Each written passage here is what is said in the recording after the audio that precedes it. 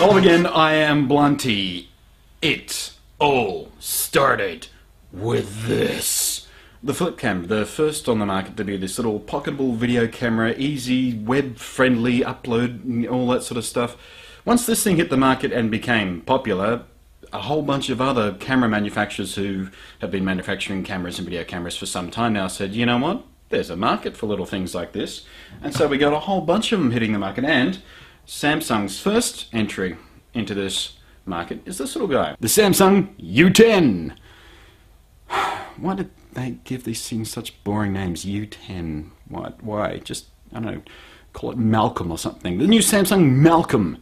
Alright, it's the U10, whatever. So I've got this on loan from Samsung at the moment. I've been going around having a bit of a play with it and everything. So instead of watching me talk about this and being bored out of your skull and looking at this ugly, unshaven mug for the next several minutes, I'm going to show you some footage taken with this and talk about what it does, how it does it, and all that sort of stuff. Give it a review. That's what I'm here to do. Review gadgets. It's part of what I do. I'm doing it now. But yeah, so let's take a look at some footage I shot, most of which will be kind of interesting because as I was stumbling around filming stuff with this, I wandered onto some sort of PR promo launch event going on in a nearby piece of the city, which was for razors, like women's leg shaving devices things, and they had a whole bunch of women doing limbo, which is more interesting to look at than this while I talk about this.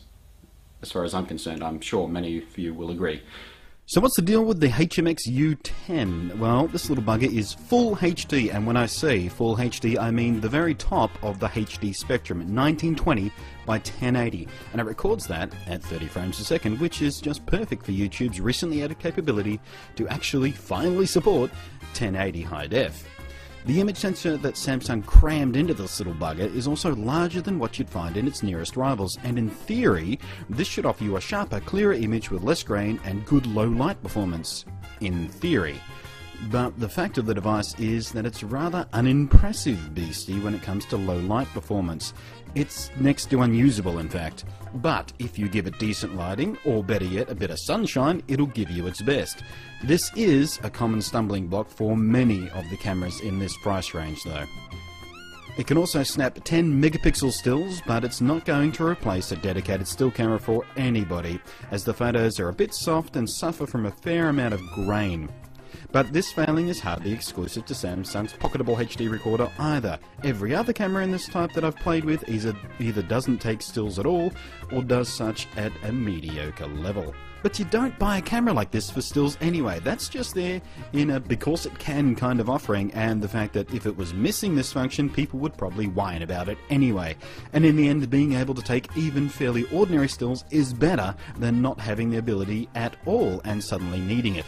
Back to the video side of things, and we discover a variety of modes to choose from, including stepping down to 720p recording to stay high def but give you more recording time.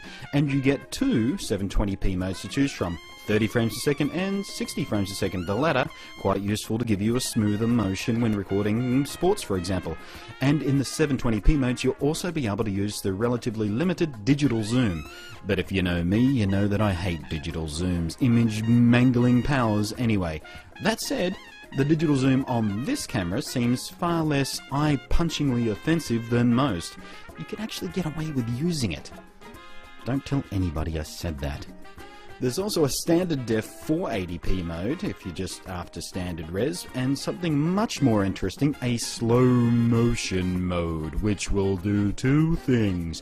Allow you to capture smooth, cool, elegant looking slow motion moments, and also dump the recording resolution right down to 320 by 240. Which, if I'm to be honest, really doesn't impress in this age of high def, but it is an awful lot of fun to play around with, and I can imagine a great many skateboarders, for example, getting some very cool looking shots in this mode.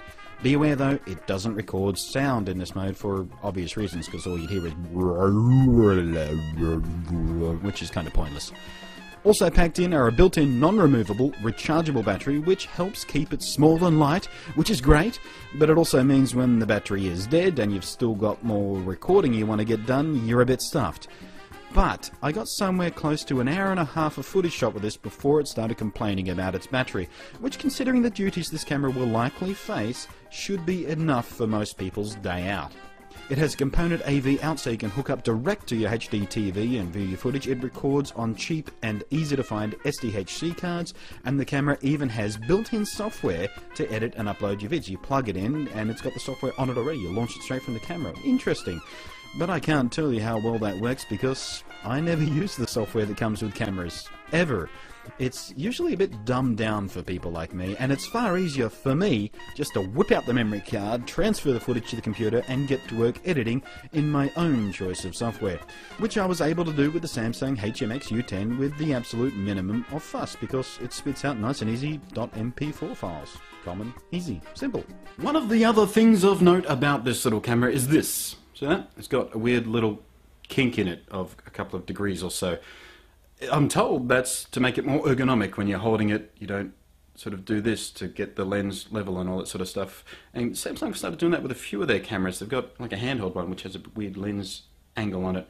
At least they're trying to make these things more comfortable. Quite honestly, I didn't notice that much of a difference. Maybe it's so subtle that I didn't notice.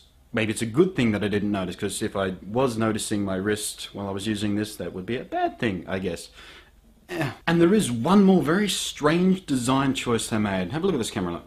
It's got nice curves on it and everything, so it slides in and out of your pocket nice and easy. But what does that mean down here? It means no tripod mount. Does it mean you don't get a tripod mount? No, they put it on the side here, which is bizarre, because if you mount it to a standard tripod, it's going to go like that. Then you have to tilt the tripod up to go like that, which means your handle's up here and it's really awkward. But they thought of that. They said, well, it's better to have a tripod mount than not at all, but we want to keep the round bottom. But what if people want to put it on a tripod properly and not dick around with sideways tripods and stuff, so they can't do proper tilt pans and stuff? Well, they give you this little thing, this little doodad here, which a little cut out. So you jam that in there, you screw it in there, and voila, you get a standard tripod mount where you need it on the bottom of the camera. Not an ideal solution. I wouldn't want to lose these things, but it's better than not having a tripod mount at all, and definitely better than having a weird one on the side. And if you need something that'll do full proper 1080p high def, that'll slip in your pocket nice and easy, that has the ability to use memory cards and doesn't dick you about with limited amounts of built-in memory and all that kind of garbage, this is worth a look, particularly for the price you pay. 250 Aussie dollars at the time of recording. It makes it the cheapest in its segment of the market of high-def cameras in this form factor. And it goes a step further than the other ones, which a lot of which only do 720p or the limited 1440 by 1080 and all that sort of 1920 by 1080. Full, proper HD, which I like. But like I said, it is not the best on the market. It is not the most fantastic, awesome camera you will ever own, but for the price, it's worth a look. Catch you next time. Happy shooting! That was lame. I'm never using that sign off again. Happy shooting? What is that? That's pathetic. That's awful. That's strange. Goodbye. What, you want more Limbo? Alright, more Limbo. There you go.